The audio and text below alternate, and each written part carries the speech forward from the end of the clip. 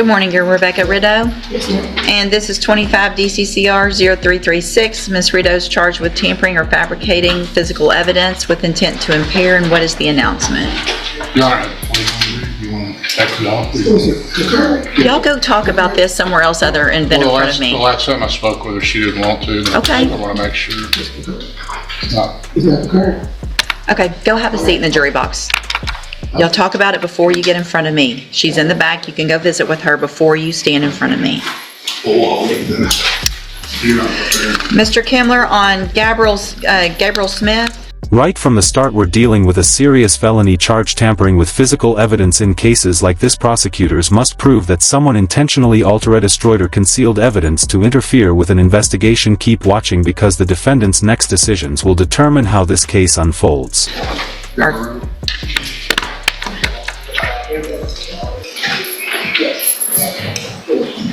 We talked to you. This is recent to reconsider. Yeah, that's what she wants to do. Go talk to her in the back before you come up here. Well, then just ask me to hold them for a minute. I'll hold them. Go visit with them. You were just sitting in the jury box. I figured you were ready. I'm back here. You bring that back. Notice how the judge carefully asks whether the plea is being made freely and voluntarily. That's one of the most important moments in any guilty plea. The court has to make sure the defendant fully understands the consequences before accepting it. Would you ever plead guilty if you believed you had another option? Let us know in the comments. See, Judge. Yes, Your Honor. Okay, let me pull this State up. would abandon second count. All right, thank you, Mr. Coleman. All right, ma'am, again, you're Rebecca Rideau. Yes, ma'am. And Mr. Kimler, will your client waive the formal reading of the indictment? Oh, wait. Let's see, Ms. Rideau, in cause number 25 DCCR 0336, the state selected to proceed on count one only. It alleges you committed the third-degree felony offense of tampering or fabricating with physical evidence, and that's from October 2nd of 2023. And how do you plead to that charge? Are you pleading guilty freely and voluntarily? Yes, ma'am. And because you did what they charged you with? Yes, ma'am.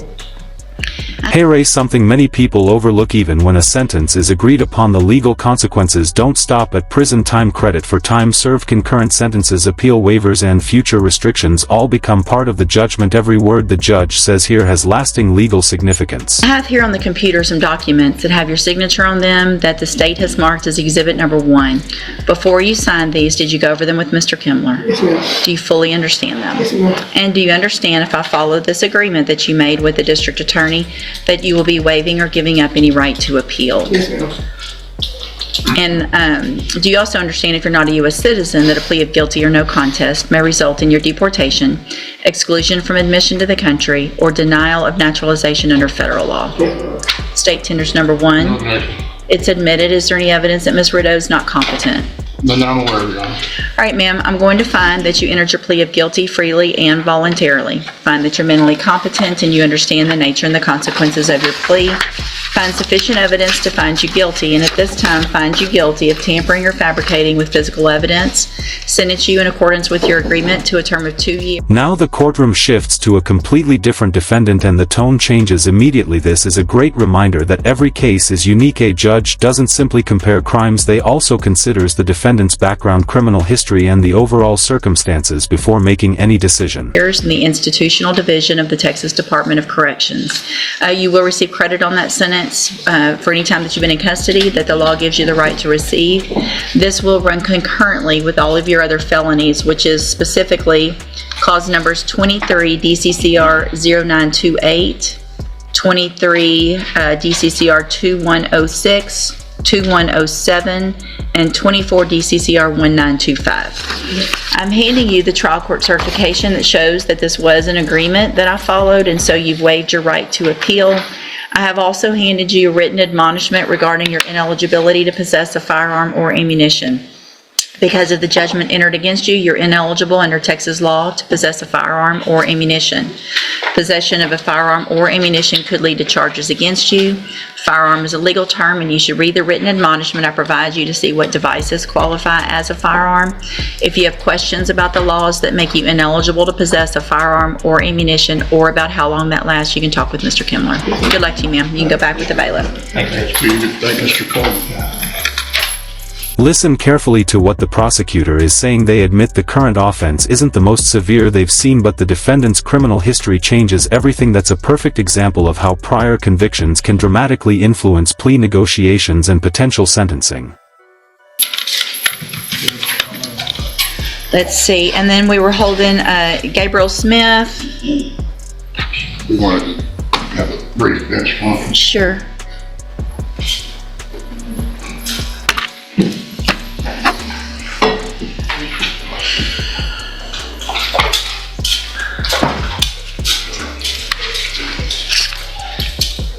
All right, ma'am, again, you're Gabriel Smith? Yes, ma'am. Gabrielle Smith, I'm sorry. Mr. Kimler, Ms. Maltino?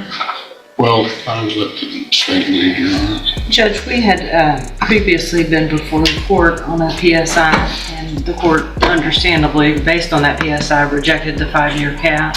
I then made an offer of 8 years, where I still am today.